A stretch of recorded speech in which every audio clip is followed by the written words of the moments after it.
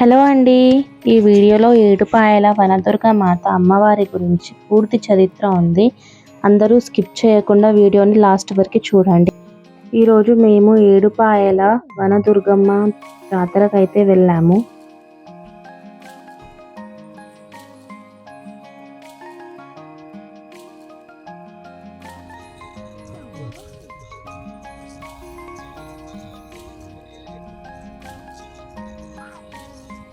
వెళ్ళే దారిలో జోగిపేట్ బస్ స్టాండ్లో కార్ ఆపి కొన్ని వంట సామాన్లు అయితే తీసుకున్నాము.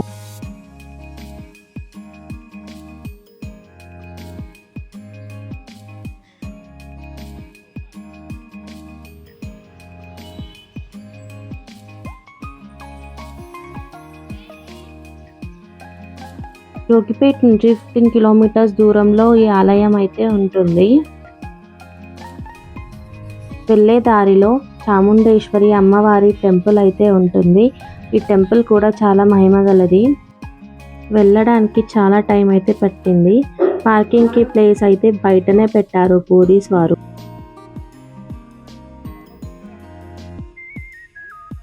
కార్ పార్కింగ్ చేసి బస్ స్టాండ్కి వెళ్ళాము. ఇక్కడ నుంచి ఆలయానికి ఫ్రీ బస్ పెట్టారు తెలంగాణ ప్రభుత్వం.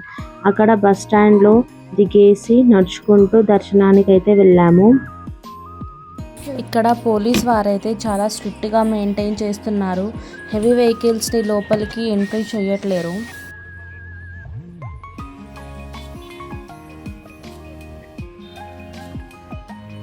అందుకే కార్ అయితే పార్కింగ్లో పెట్టేసి ఫ్రీ బస్ ఎక్కి దర్శనానికి అయితే వెళ్ళాలి. ఇక్కడ తెలంగాణ ప్రభుత్వం ప్రజలకు ఏ ఇబ్బంది లేకుండా చాలానే బస్సులు అయితే ఏర్పాటు చేశారు.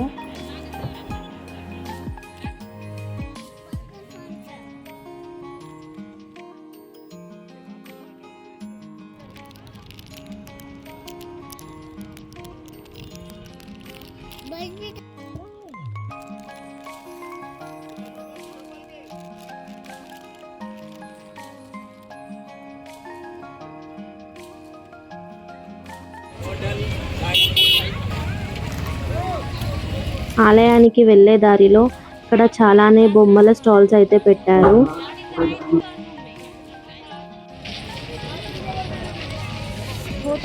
ఇక్కడ పిల్లలు ఆడుకోవడానికి జైంట్ వీల్ మరియు ఇతర గేమ్స్ కూడా ఏర్పాటు చేశారు. ఈ టెంపుల్లో చాలా రష్ అయితే ఉంది. మేము దర్శనానికి 20 రూపీస్ టికెట్ తీసుకొని వెళ్ళాము. ఇప్పుడు ఆలయానికి ఆ పేరు ఎలా వచ్చిందో, దాని చరిత్ర ఏంటో తెలుసుకుందాం.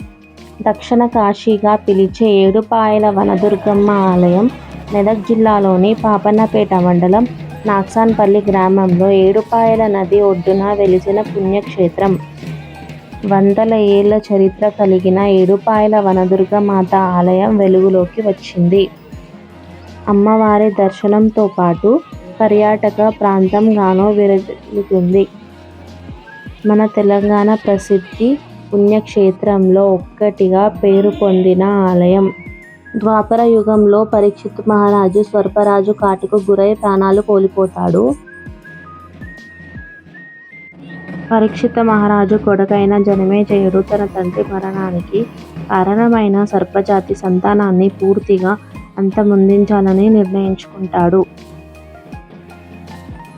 ఈ ప్రదేశంలోనే స్వర్పయాగం పెట్టాలని, ఇందులోనే యజ్ఞగుండాలను నిర్మింపజేసి జమదగ్ని, అత్రి, కశ్వమి, విశ్వామిత్ర, వశిష్ఠ, గౌతముడు, భరద్వాజ వంటి సప్త అంటే 7 ఋషులతో యజ్ఞం జరిపించారని చెప్తుంటారు. ఈ యజ్ఞం ఫలితంగా సర్పాలన్నీ వచ్చి ఒక్కొక్కటిగా అగ్నికి ఆహుతి అవ్వడంతో సర్పజాతి అంతమవుతుందనే భయంతో నాగుల తల్లి దేవుళ్లను వేడుకుందనే ప్రచారం. నాగుల తల్లి మోరు ఆలకించిన గరుత్మంతుడు నాగులకు పుణ్యలోక గదులను ప్రాప్తింపచేసేందుకు, యజ్ఞాలను ఆపివేసేందుకు పాతాళంలో ఉన్న భోగమతి నదిని భూమిపైకి తెచ్చాడట.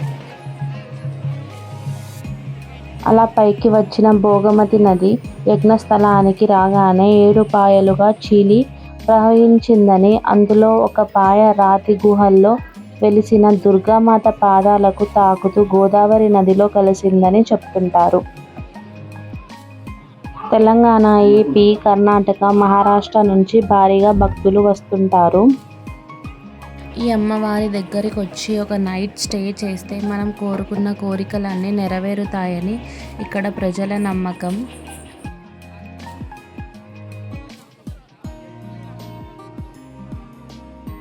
మంజీరా నదిలో పుణ్యస్నానాలను ఆచరించి అమ్మవారిని దర్శించుకుంటారు. తమ కోరికలను అమ్మవారికి విన్నవించుకుంటారు.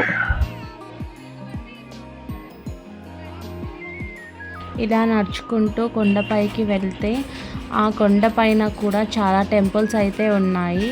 వాటిని కూడా మనం దర్శించుకోవచ్చు.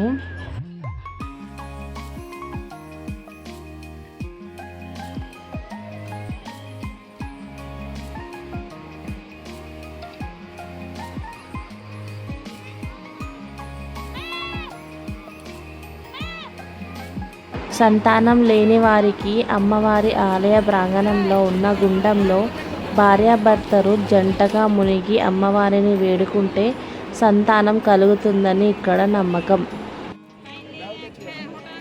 ఇలా దశాబ్దాల తరబడి జరుగుతున్న ఏడుపాయల జాతరను తెలంగాణ ప్రభుత్వం అధికారంగా నిర్వహిస్తుంది.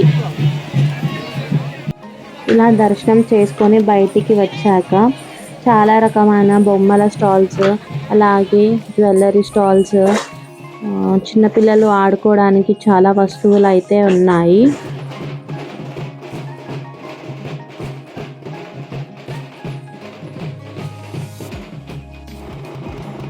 మహాశివరాత్రి తరువాత వచ్చే అమావాస్య నాడు ఇక్కడ ఎడ్ల బండితో అమ్మవారిని ఊరేగిస్తారు. దానిని చూడడానికి 2 కళ్ళు చాలవు, చాలా బాగుంటుంది.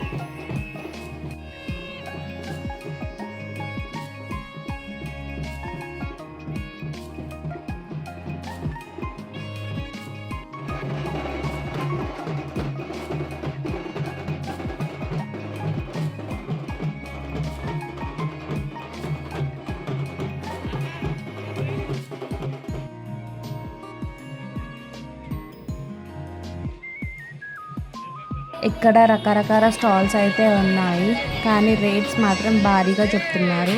మనం బార్గెన్ చేసి సరైన రేటుకి తీసుకోవచ్చు.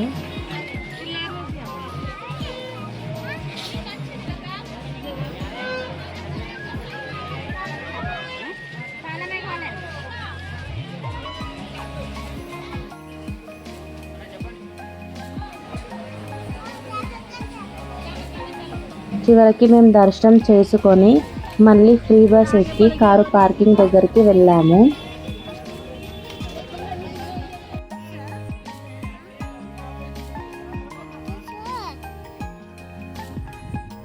కార్లో అలా కొంచెం దూరం వెళ్ళాక రేణుకెళ్ళమ్మ టెంపుల్ దగ్గర వెళ్ళి నాటుకోడి కోసి నైవేద్యం సమర్పించి తిన్నాము.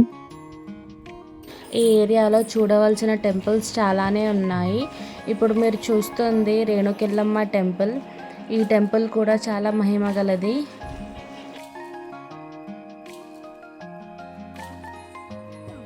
ఈ టెంపుల్ పక్కనే నాగదేవత టెంపుల్ కూడా ఉంది, దాన్ని కూడా మనం దర్శించుకోవచ్చు.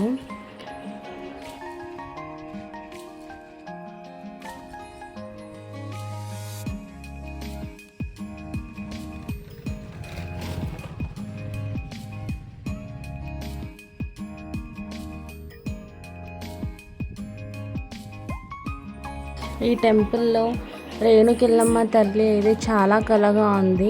చూస్తుంటే 2 కళ్ళు చాలట్లేవు, అలానే చూస్తూ ఉండిపోవాలనిపించింది ఆ అమ్మవారిని. ఇలా ఫ్యామిలీతో అయితే మేము టైం స్పెండ్ చేసాము. ఫ్యామిలీతో టైం స్పెండ్ చేస్తే చాలా హ్యాపీగా ఉంటుంది కదా ఫ్రెండ్స్. ఈ టెంపుల్ మీకు నచ్చినట్లయితే ఒకసారి ఫ్యామిలీతో విజిట్ చేయండి ఫ్రెండ్స్, చాలా బాగుంటుంది. ఈ వీడియో మీకు నచ్చినట్లయితే please like, share and comment చేయండి ఫ్రెండ్స్. Bye bye.